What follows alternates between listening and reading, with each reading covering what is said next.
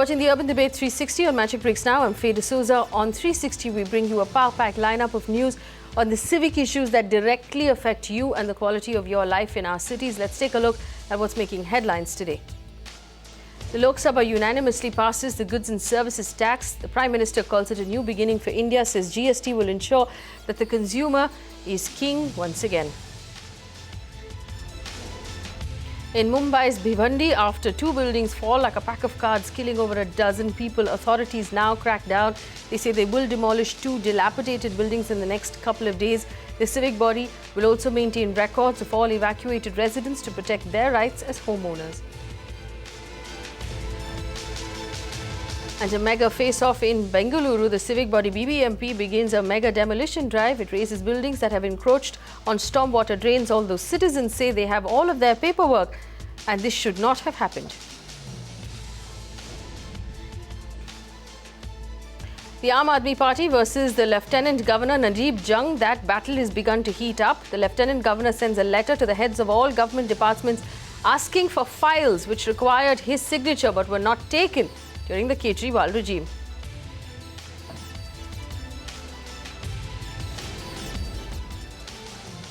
Well, let's start with Bangalore. Over a week after citizens were stranded in Bangalore after pounding rains, the BBMP, the city civic body, is now on a massive demolition drive across the city, raising encroachments that are sitting on lake beds and stormwater drains. Remember, it is the encroachment of lake beds and those stormwater drains that was blamed for the city actually flooding a couple of weeks ago. What's worse is that residents now allege that they have not been given any prior notice by the BBMP. The BBMP just randomly showed up and started demolishing homes. Take a look. BBMP's demolition drive across Bengaluru continues even on Monday, and on Tuesday, in fact, it's expected to escalate as deadlines given to certain residents to move out of their houses which are built on Rajakalu, is the main stormwater drains here in Bengaluru, will expire today. So across South and North Bengaluru, we are expecting the drive to pick up momentum tomorrow, even as certain residents are appealing to BBMP to give more time. And the BBMP has agreed to do so only if they give it in writing on a stamp paper that they have indeed faultily built their houses on stormwater drain. And if that demand of BBMP is not met come Tuesday, the demolition drive will escalate, and many more citizens across Bengaluru are expected to lose either their houses or at least certain parts of their house. But the larger question that's being asked across the city is, why is it that for all these years these houses were allowed to be built on stormwater drains with, in fact, let's remember, proper documentation? Why were the civic authorities, be the BBMP, the BDA, or even the government for that matter, sleeping over this matter? And only now, with absolutely no notice, the houses of citizens are being demolished. 11 years back has purchased the land, and they have each and every document for the land. But any of the documents show there is a stormwater drain? No, nothing. And they have consulted the lawyer because they spent a lot for buying a land also, okay? And they have consulted a great legal team, and even they showed them the CDP map and all. And till 2015 there was nothing. It has been shown, the BDA approval map thing they have shown to them when they moved to that, when they have purchased the land. See, I think there is no question of sparing anybody on this issue. Wherever encroachments have taken place on the stormwater drains, definitely they will be removed, whether it's government, private, anyone, whoever it may be. And as it is, government has been on a recovery of land drive for the last 2 years, and we've recovered so many thousands and thousands of acres of land in and around Bangalore, running into tens of thousands of crores of rupees. So that was a priority then, but this, after the flooding incident, yes, there has been a lot of oversight where people have not, they've overlooked and not followed the rule of law, whether it's our officers, whether it's local people, the people of Bangalore also. So now, whoever is culpable, we have to take action. So whoever allowed this to happen also will take action. That also the government has said.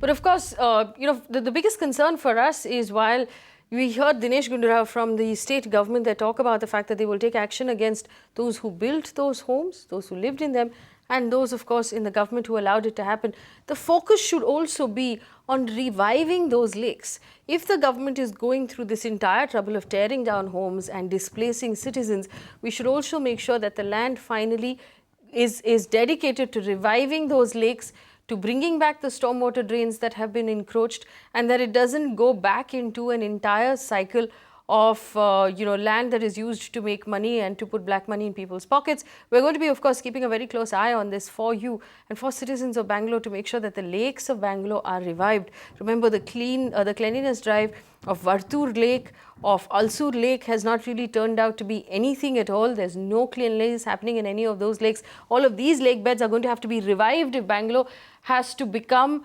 a sustainable, and if rain shouldn't cause mass flooding in Bangalore, we're going to have to keep a close eye on that as well. It isn't any better, of course, in the MMR Mumbai region. The Kalyan Dombivli civic body is readying to tear down dilapidated structures after another building collapsed in Bhiwandi, leaving 8 dead and 12 severely injured. This is the second building collapse in 2 weeks. Now, the civic body has also registered residents in such dilapidated buildings, asking them to move out of their homes, saying that they will keep the list of their names to safeguard their home ownership rights after the evacuation and make sure that they are compensated accordingly. Residents, of course, turn around and say they have nowhere to go, so they're not going. I must remind our viewers that what you're looking at right now is a building that collapsed over the weekend. These citizens were told to move out of that building 2 days before it collapsed. They didn't move out because they said they had no place to go. And then 2 days later, that building collapsed when there was heavy rain in the city. My colleague Disha Shah, who was on site today, sent us this report. A major tragedy unfolded in Bhiwandi near Mumbai on Sunday morning, where a 2-floor building collapsed due to heavy monsoon showers on Sunday around 8 a.m. In fact, in this incident, 8 people lost their lives and 12 were badly injured. In fact, when I spoke to a couple of residents staying in that locality, and even after talking to Bhiwandi Municipal Corporation, what we got to know is that this building was a very old and dilapidated one, a 35-year-old building. In fact, this building was tagged as one of the most dangerous buildings in Bhiwandi, and the municipal corporation had already sent evacuation notices to the residents staying in that locality. In fact, out of 5 families, 3 families moved out on an immediate basis after receiving evacuation notices, but the remaining 2 families preferred to stay. In fact, the 2 families that I'm talking about, they were on the verge of moving out on Sunday afternoon, but this tragedy happened on Sunday morning around 8 a.m. In fact, let's not forget that this incident comes as a second one in the past 1 week, where on 31st July, a 4-story building, a decade-old building, collapsed due to heavy monsoon shower, which claimed close to 12 to 14 lives. And lastly, when I spoke to the Municipal Commissioner E. Ravindran, he told Magic Bricks now that out of 15 buildings, now 10 buildings have already been demolished, and the remaining 5 buildings will be demolished in another 2 days' time. Well, Disha also caught up with the Kalyan Dombivli Municipal Commissioner E. Ravindran. He talked about how the alternate accommodation for residents is being worked on, and the corporation's demolition plans for 17 buildings to make sure other people don't get hurt. Listen in. Thank you so much for talking to us at Magic Bricks. Now, my first question, sir, we know for the fact that, there are more than like 115 old and dilapidated buildings across the city, if you talk about Bhiwandi and, of course, the Kalyan area as well. So, to basically demolish the building, what is the corporation doing, on that front? Yeah, there are around 600 buildings we have declared as a dangerous and a very dangerous building. There are 2 categories. Very dangerous buildings, around 206 buildings, out of which we found that almost 17 buildings are, it's almost dilapidated condition. So we are taking the first campaign to remove those buildings. So out of which already we demolished 10 buildings. The rest of the almost 7 buildings will be done within 2 days. The remaining 206 buildings, we are planning to do it in a phased way. So we also find out the accommodation for the peoples. We have now identified almost 3 places where we can accommodate more than 100 people. So in that way, we are planning it to remove the remaining 206 buildings. So which are these 3 places where you have identified to accommodate, to give an alternate accommodation to the people? Those are the buildings which actually we have for the night shelters. For any calamities which happen, we can give the relief to those people. So those we have almost 3 buildings within the corporation area. So we'll be providing their accommodations. But we also know for the fact that there are several residents, okay, despite sending evacuation notices from the corporation's end, they were not ready to evacuate. But now do you think that this possible solution could bring some relief for them on a temporary basis as well? No, not only the temporary basis, basically the residents or citizens finds a difficulty when the building goes for redevelopment, they would not find any place in that. That is the main reasons why the citizens are not cooperating. Now what we did, we have issued a detailed circular stating that we will issue this some sort of certificate in the form that he is residing here for this many years and he is having this particular area of the square feet is in possessions. So whenever the building comes for redevelopment, we will ensure that that particular person gets in accommodation in that particular building. So we have issued a circular and we are maintaining the register so that the certificate when you show when the building comes back, though his right is protected as a tenant. So that will help the citizen to cooperate with us. Well, turning our sights then to the garbage that piles up in our cities, the open defecation and of course the air and water pollution, the Swachh Bharat Abhiyan or the Clean India Mission, which is the Prime Minister Modi's pet project and mass movement to ensure every citizen has basic sanitation facilities by 2019. The mission envisages a garbage-free India. Now, the government now collects 0.5% Swachh Bharat cess and the government's already collected nearly 4,000 crore rupees towards that mission. It's been nearly 2 years since the mission was announced and people are asking, why do our cities continue to be so filthy? कचरे के बारे में मेरे को अच्छा नहीं लगता है, घान लगता है। खाते में जाता है लेकिन गवर्नमेंट कचरा उठा नहीं रही है। बहुत सारे कचरे इधर उधर पड़े हैं, बहुत गंदगियाँ हो रही हैं। तो यहाँ सब पानी आनी भरा हुआ है और ये सब म्युनिसिपैलिटी का काम है ये। इससे गंदगी होएगी और इससे बीमारी भी होएगी। तो ये सब चीज़ करना चाहिए इन लोगों को। आधा पैसा आधा से ज़्यादा तो खा जाते हैं और आधा काम करते हैं और आधा छोड़ देते हैं। ऐसा स्वच्छ भारत का पैसा तो देखो ऐसा गंदगी में जाता है क्योंकि हटाने में जाता है। पब्लिक समझती नहीं, पब्लिक को भी वो है हक कि अपना जो अपन जहाँ बैठते हो सफाई रखे। उसको भी सोचना चाहिए कि अपना घर है तो उसकी उधर भी स्वच्छ रखे तो बीमारी नहीं होगी ना। सब पैसा जो है जब खा जा रही है, पब्लिक साफ सफाई नहीं हो रही है और बाजू वाले को उठा के लेके जाता है सबको और ये मुट्ठी पे कच्चा को नहीं, कितना पानी जमा है, कितना मच्छर है उसके अंदर देखो ना, कोई देखता नहीं। कितना आदमी को तकलीफ है, कुछ नहीं करता कोई। किसी को बोलेगा वो मुट्ठी बैठे को कंप्लेंट करो, कंप्लेंट करे तो वो भी बात सुनता नहीं, वो पैसा खाने का बात करता है। बस पैसा दे अभी साफ करता है, कॉन्ट्रैक्ट को बोलता है वो साफ करके जाएगा।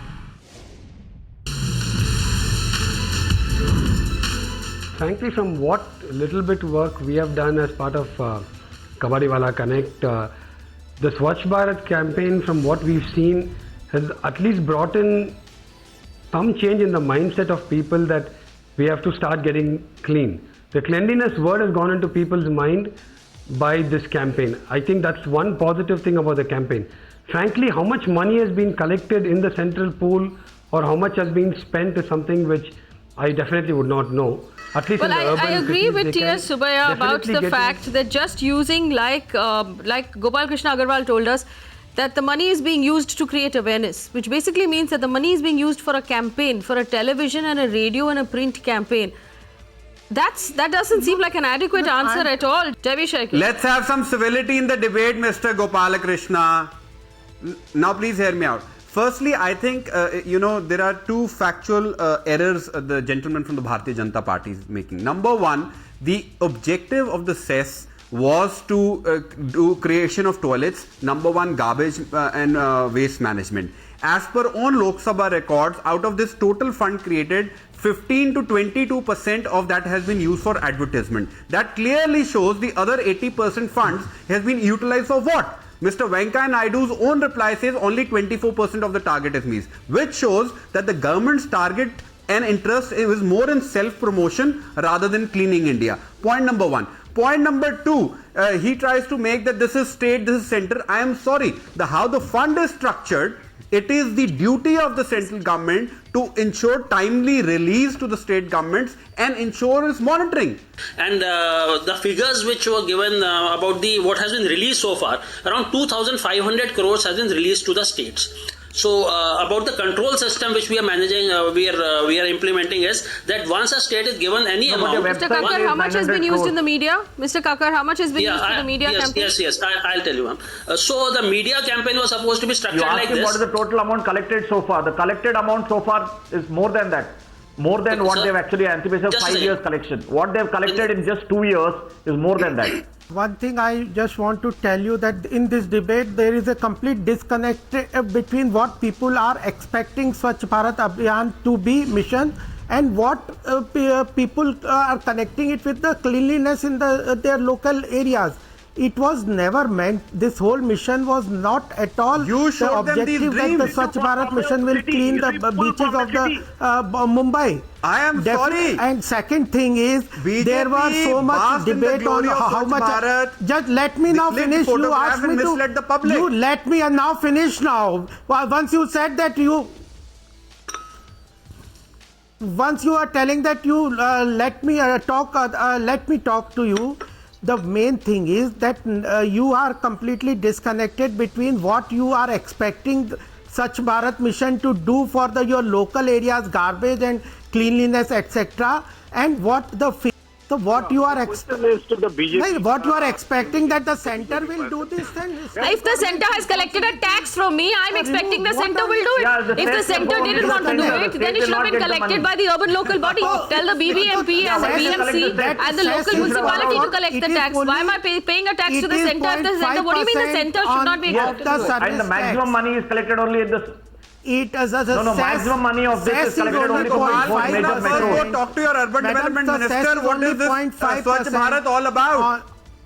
Don't tell me not to expect anything from the urban development ministry or the center. Our expectations are fairly low to begin with, Mr. Agarwal. Clean India, build toilets, process garbage, and here you are giving a different story. Swachh Bharat mission is something we're going to keep an eye on. We're going to demand accountability from all forms of government, whether it is at the center or at the various states or local municipality. Our focus is the quality of life for the urban citizen. All right, we're going to keep a close eye on that campaign and find out what's going on with the Swachh Bharat mission. In the meantime, here is a quick list of all of the big stories and civic issues that affect you in your city, from the trains in Bangalore to open spaces in Mumbai. Let's find out what's making news today. Good news for citizens in Bengaluru. Travel to Whitefield from Majestic within 45 minutes by train. An official railway station is all set to come up at Hoodi in Whitefield within the next 1 month. Up until now, commuters to Whitefield would risk their lives on a daily basis, hopping on and off the tracks. This is also expected to ease traffic snarls in the city.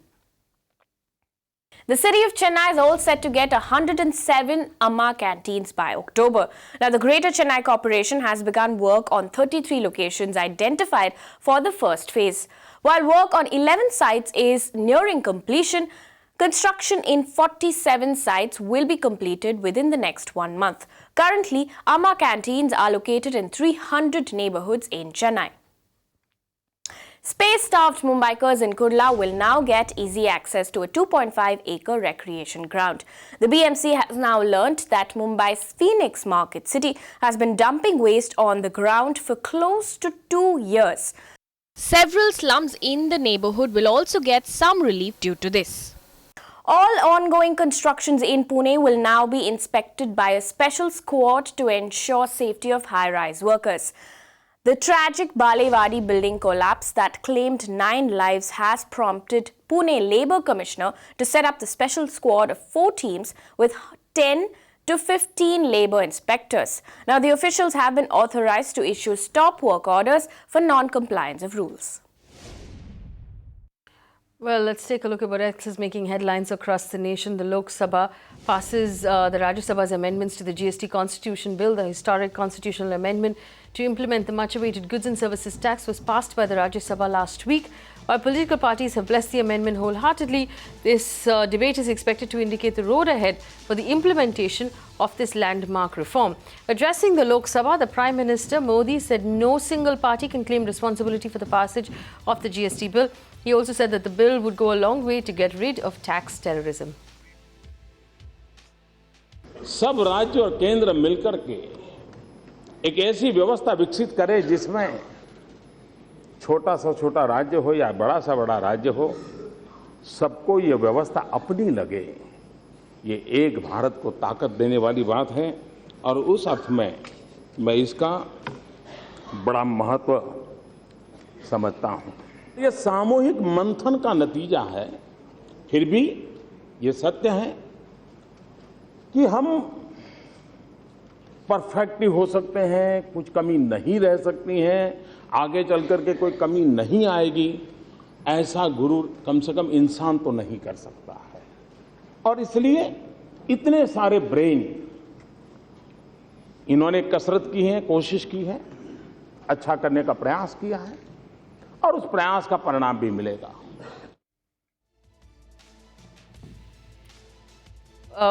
Terrible news. It's 30 days of the curfew in the Kashmir Valley. There's been no letdown in the tensions. Chief Minister Mehbooba Mufti met with the Home Minister Rajnath Singh in the national capital today to discuss the potential steps that should be taken to calm down the simmering sentiment in the valley. Over 60 people have lost their lives in just 1 month since the separatist militant Burhan Wani was killed by the army. And unrelenting violence in Kashmir is taken up in Parliament as well. Opposition leaders including Ghulam Nabi Azad and Sitaram Yechuri urged the government to call for an all-party meet as soon as possible. Meanwhile, citizens of the state remain in curfew. 2 days and 2 warnings from Prime Minister Narendra Modi directed towards alleged cow vigilantes, and that has hardly impressed the opposition. Criticising the slew of atrocities against Dalits in the country, the Prime Minister bemoaned those who are pushing their own agenda at the pretext of protecting cows. But these statements from the Prime Minister cut no ice with Dalit leader and BSP chief Mayawati, who called it fake concern. She's Uttar Pradesh Chief Minister Akhilesh Yadav called Prime Minister Narendra Modi a political opportunist. Well, the Allahabad school that has barred its citizens from singing the national anthem has been shut down and its manager has been arrested. The manager, Zia ul Haq, has been charged with insulting the nation's honour and may also be slapped with sedition charges. The incident came to light over the weekend after several faculty members, including the principal, quit over the diktat.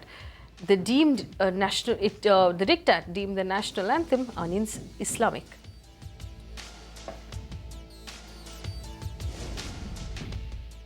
Well, if your commute on the Western Express Highway has been harrowing up till now, it's likely, unfortunately, to get even worse. The MMRDA is all set to start civil work for the much-anticipated Andheri Dahisar elevated metro corridor, and that is starting today. The barricading work for that metro is expected to ease traffic once it's completed and will go on for the next 2 weeks. After the next 2 weeks, the company will start the utility wrenching. Amita Balachandra caught up with the Additional Commissioner of the MMRDA, Praveen Daradre, who says that the 6.5 kilometre line is extremely crucial for Mumbaikars. Listen in. We are starting the work. We have already given work order on 6th of May 2016. The total construction duration is 30 months. So we have already given them place for starting their casting yards to all the 3 packages. This 16.5 kilometer has been further divided into among the 3 contractors, 3 packages. In these 3 packages, we are going to do the barricading right from the tomorrow for 1 kilometer stretch each. We are working together with the Joint CP Traffic of Mumbai. Also tell us what is the budget for Metro 7 and the timeline to complete it. The first 30 months, of course, is the 3 phases that you just spoke about. The time for completion of Metro 7 is 3 years. December 2019 is the deadline for Metro 7, and the total budget cost of Metro 7 is approximately 6,200 crores. We have started the civil works costing nearly 1,000 crores, and the duration for the civil works is 30 months. Well, that's a wrap on this edition of the Urban Debate 360. Thank you so much for watching. Stay in touch with us on every civic issue that you might be facing in your city, whether it's garbage, water, air pollution or bad roads. We're here to stand with you. My contact details are on your screen as well. Thank you for watching. Stay with Magic Bricks now.